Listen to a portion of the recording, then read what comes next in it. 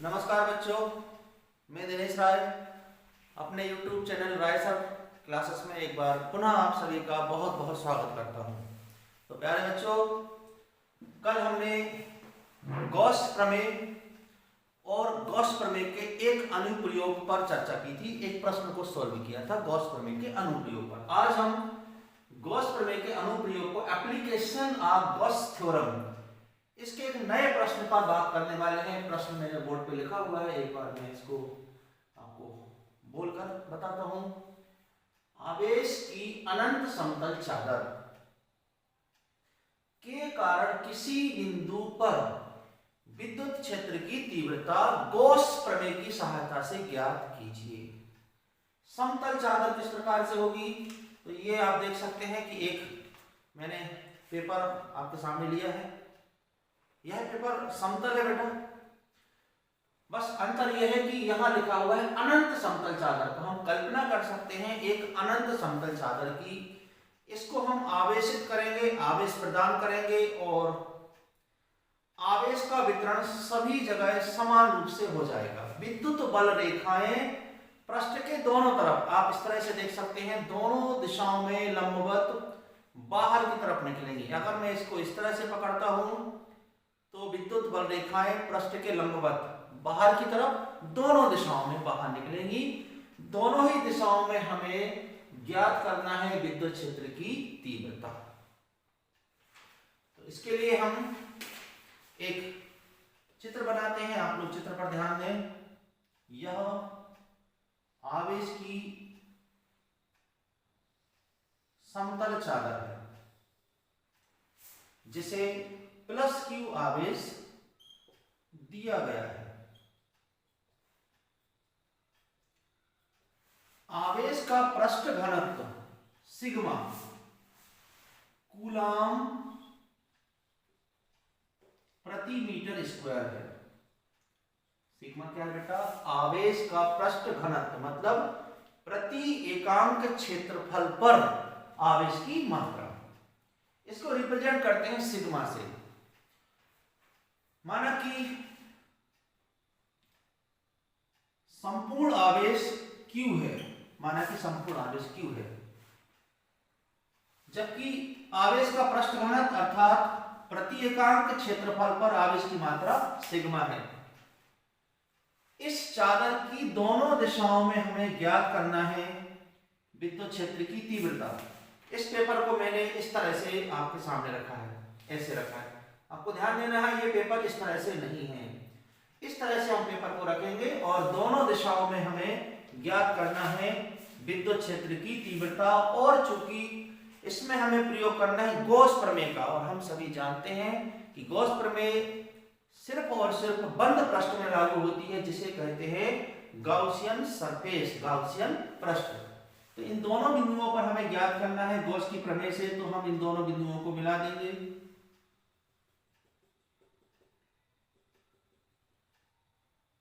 और इन दोनों बिंदुओं पर हम एक बंद पृष्ठ बनाएंगे।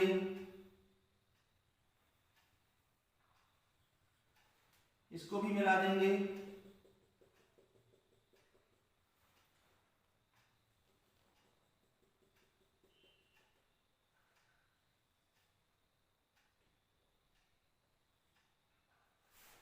इस बंद पृष्ठ में हम देख सकते हैं तीन पृष्ठ हैं, S1 S2, ये दोनों ही वृत्तीय पृष्ठ हैं। और जो बीच में बनेगा किस प्रकार से बनेगा, जिस प्रकार से आप ये मेरे पेन को देख सकते हैं, इसमें बेटे तीन पृष्ठ हैं। ये वाला एक पृष्ठ हो जाएगा, सपोज करिए S1 एक पृष्ठ, दूसरा S2, और जो आप यहाँ व्हाइट कलर का देख रहे हैं ये कहलाएगा कर्व सरफेस यानी कि वक्रीय पृष्ठ S3, वक्रीय पृष्ठ हो जाएगा S3। अब इस पेन का संपर्क हमें इस कागज से करना है। आप देख सकते हैं ये कागज के अंदर मैंने पेन को रखा है। तो इस गाउसियन पृष्ठ का एक भाग इस पृष्ठ के संपर्क में है और आप देख सकते हैं ये भी बेटा वृत्ताकार आकृति का है। तो माना कि इस वृत्ताकार आकृति का क्षेत्रफल है A। यहां पर मैं बनाता हूं, यहां पर भी बन जाएगा, जो कि समतल चादर के संपर्क में रहेगा। तो हम कैलकुलेट कर सकते हैं कि इस पृष्ठ पर इतने भाग पर कितना आवेश होगा। प्रति एकांक क्षेत्रफल पर आवेश की मात्रा है सिग्मा। तो माना संपूर्ण क्षेत्रफल A पर आवेश की मात्रा बराबरी पर Q है। संपूर्ण पर, इस संपूर्ण पृष्ठ पर इतने भाग पर कितना आवेश है, माना कि Q है। अतः एकांक क्षेत्रफल पर अर्थात प्रति एकांक क्षेत्रफल पर जिसे कहते हैं आवेश का पृष्ठ घनत्व, कितना आवेश होगा एकांक पर, तो Q बटे A हो जाएगा। और इसे ही हम रिप्रेजेंट करते हैं सिग्मा से, तो सिग्मा बराबर आंसर आ जाएगा Q बटे A। ये बात आपको समझ में आ गई होगी। और हम यहाँ से Q का मान निकाल सकते हैं, तो Q बराबर हो जाएगा बेटा सिग्मा इंटू A। तो ये हमें आगे चल के इसी प्रश्न को सोल्व करने में हमारी मदद करेगा और आप इसका ध्यान रखिएगा। अब मैं इसको आगे सोल्व करता हूं।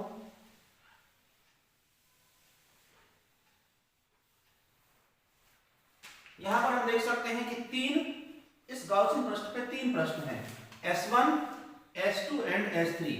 S1 और S2 की क्या पोजीशन है, विद्युत बल रेखाएं S1 के लंबवत बाहर की तरफ निकलेंगी, इसी प्रकार से S2 के लंबवत भी बाहर की तरफ निकलेंगी। ये हो जाएगी बेटा विद्युत क्षेत्र की तीव्रता की दिशा दोनों ही तरफ, क्योंकि विद्युत बल रेखाएं इस पृष्ठ के लंबवत दोनों ही दिशाओं में बाहर की तरफ निकलेंगी। जिस दिशा में विद्युत बल रेखाएं जाएंगी वही विद्युत क्षेत्र की तीव्रता की दिशा इस तरफ, और आप देखें लेफ्ट साइड में भी तो इस तरफ।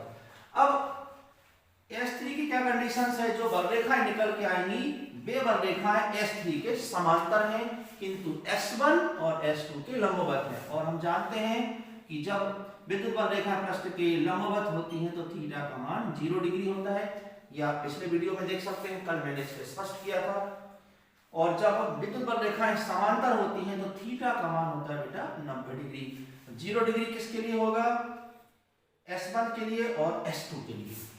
यहाँ पर विद्युत बल रेखाएं लंबवत निकलेंगी, जबकि वक्रीय पृष्ठ S3 के लिए थीटा का मान होगा 90 डिग्री होगा। अतः यहां से होकर एक भी बल रेखा नहीं गुजरेगी, S3 का विद्युत फ्लक्स 0 होगा, जबकि S1 और S2 दोनों का विद्युत फ्लक्स अधिकतम होगा, मैक्सिमम होगा। तो हम शुरुआत करते हैं कि अब इसके पृष्ठ घनत्व से सिग्मा बराबर क्या निकल के आया था, Q बटे A, और यहां से हम Q का मान निकालते हैं तो Q बराबर हो जाएगा बेटा sigma into A। This is equation number first. अब गाउसियन पृष्ठ पर 3 प्रश्न हैं, गाउसियन पृष्ठ पर निम्न 3 प्रश्न हैं, निम्न 3 प्रश्न हैं। कौन कौन से हैं, नंबर 1 वृत्तीय पृष्ठ S1, इसी प्रकार से दूसरा वृत्तीय पृष्ठ S2, और तीसरा हो जाएगा बेटे वक्रीय पृष्ठ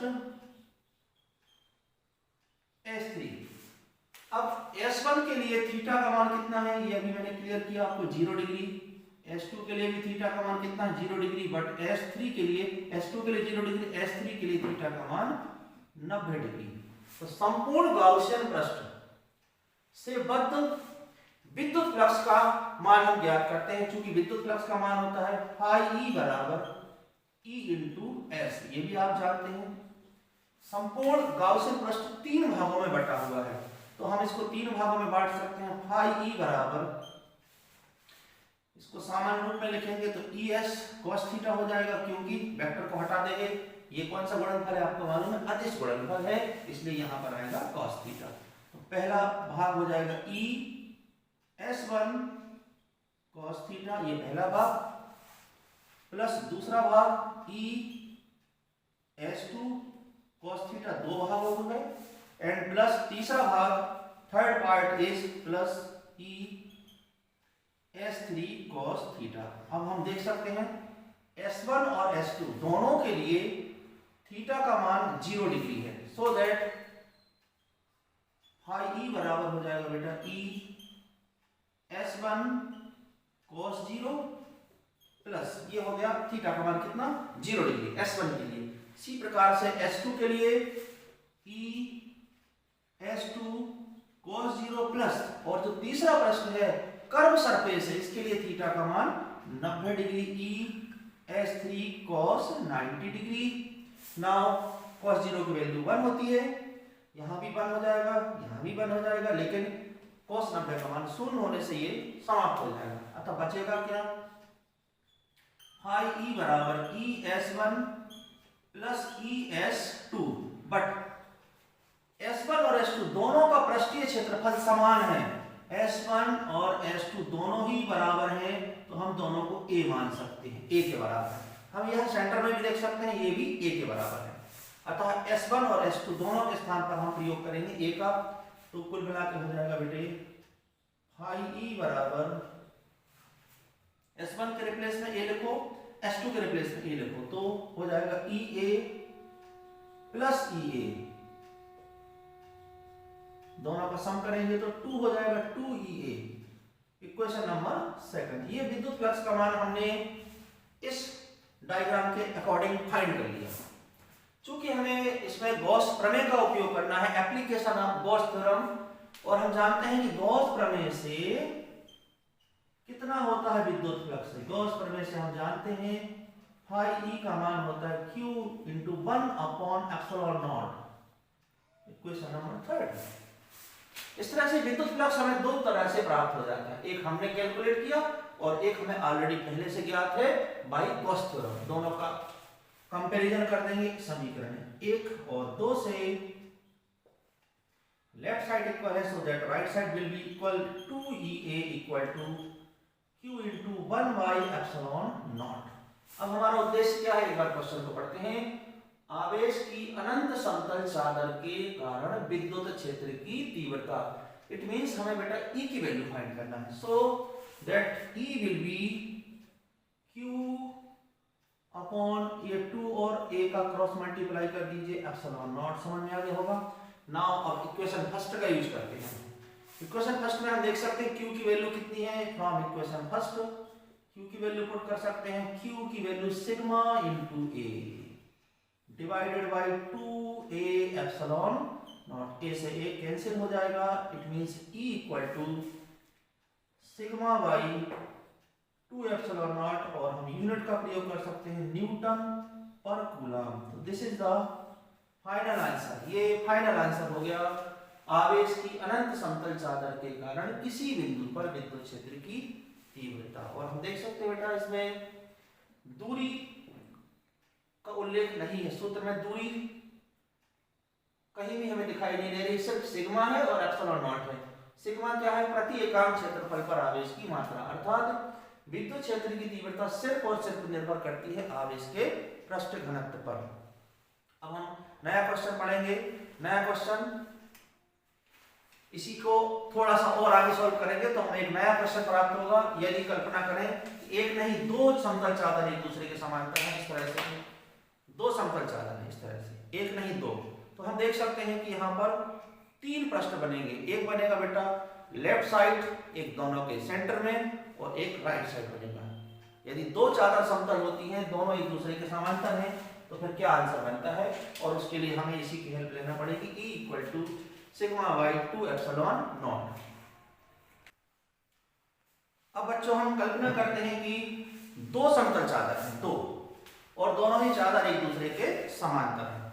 तो हम देख सकते हैं कि यहाँ तीन क्षेत्र हैं, क्षेत्र 1, क्षेत्र 2 और क्षेत्र 3। A और B दो समतल चादर हैं जो एक दूसरे के समांतर हैं। दोनों ही समान आवेश यानी कि धन आवेश से आवेशित हैं, लेकिन हम मान सकते हैं कि एक पर आवेश का पृष्ठ घनत्व सिग्मा A है और दूसरे पर आवेश का पृष्ठ घनत्व सिग्मा B है।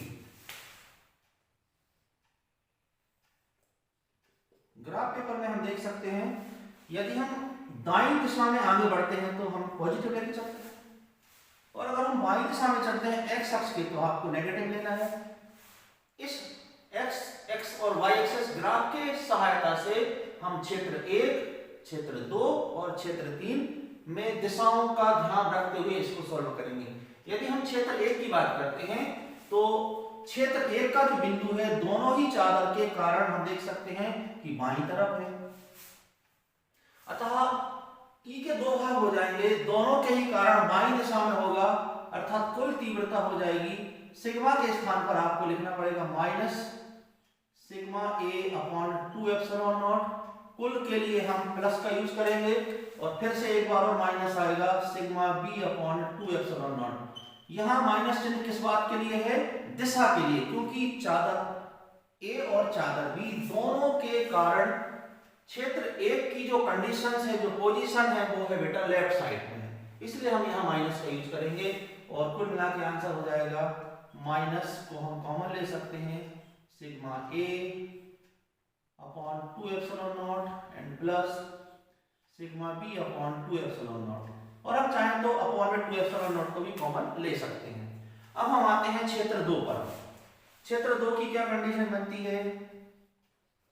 क्षेत्र 2 अगर प्रथम चादर के अकॉर्डिंग देखते हैं तो बेटा राइट साइड में आ रहा है, बट जो सेकंड वाली चादर है उसके अकॉर्डिंग देखते हैं तो नेगेटिव आएगा। मतलब कुल मिला के विद्युत क्षेत्र की तीव्रता कितनी होगी? E इक्वल टू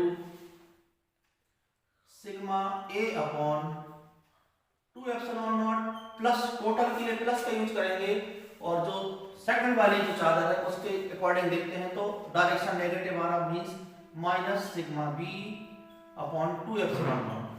थोड़ी देर के लिए मैं इसको यहाँ रोकूंगा, इसे हम अभी और सॉल्व करेंगे, उसके पहले क्षेत्र 3 देखते हैं। क्षेत्र 3 पर आ जाते हैं। क्षेत्र 3 में दोनों ही चादर के कारण दिशा हम देखते हैं तो राइट साइड है, मतलब दोनों का आंसर पॉजिटिव आएगा, means E equal to sigma A upon 2 epsilon naught plus, total करने के लिए प्लस का यूज करते हैं, और sigma B upon 2 epsilon naught. ये आंसर होता है क्षेत्र 3 में, बट स्पेशल है ये, इस पे मैंने स्टार लगा दिया, ये स्पेशल है, इसको स्पेशली सॉल्व करते हैं। आगे चल के हम नेक्स्ट चैप्टर में पढ़ेंगे बेटा संधारित्र, और यहाँ इसका इस कंडीशंस का यूज होता है। तो सपोज दैट कि ये दो चादर हैं और हमें इसके बीच में ज्ञात करना है विद्युत क्षेत्र की तीव्रता। माना कि स्पेशल कंडीशन के अंदर कंडीशन, माना कि सिग्मा ए का मान है बेटा सिग्मा, और वो भी प्लस में, प्लस तो हमें दिख ही रहा, एक बार और मैंने लिख दिया, और माना कि सिग्मा बी बराबर है माइनस सिग्मा। इसका मतलब है दोनों ही चादरों पर आवेश का पृष्ठ घनत्व तो समान है, किंतु उनकी प्रकृति विपरीत है, अर्थात एक प्लेट पॉजिटिव चार्ज है और दूसरी प्लेट नेगेटिवली चार्ज है, लेकिन दोनों पर आवेश का पृष्ठ घनत्व एक समान है किंतु प्रकृति विपरीत है। अतः इसको हम यहाँ पर पुट कर सकते हैं सेकंड वाली कंडीशंस में। अतः E बराबर हो जाएगा सिग्मा ए के रिप्लेस में सिग्मा आएगा अपॉन 2 एप्सिलॉन नॉट प्लस एक माइनस ऑलरेडी है, एक माइनस और आएगा, सिग्मा बी के रिप्लेस में लिखेंगे minus sigma divided by 2 epsilon naught, और ये दोनों माइनस मिलके बेटा प्लस हो जाएंगे। E equal to sigma upon 2 epsilon naught, ये मिलके प्लस हो जाएंगे, plus sigma upon 2 epsilon naught. अब इसको फर्दर सॉल्व करेंगे हम तो answer will be sigma 2 sigma हो जाएगा और 2 से 2 कैंसिल हो जाएगा, मींस ओवरऑल आंसर आएगा sigma upon epsilon naught. This is the intensity of electric field between the two plate are equal and opposite charges. Hindi में सुनिएगा, दो समतल चादर के बीच में जिन पर आवेश की मात्रा तो समान है किंतु प्रकृति विपरीत है, इसे हम इस सूत्र के द्वारा प्रदर्शित करेंगे, और ये आपको याद रखना है, यह आपको काम आएगा नेक्स्ट चैप्टर में जब हम स्टडी करेंगे संधारित्र मींस कैपेसिटर की।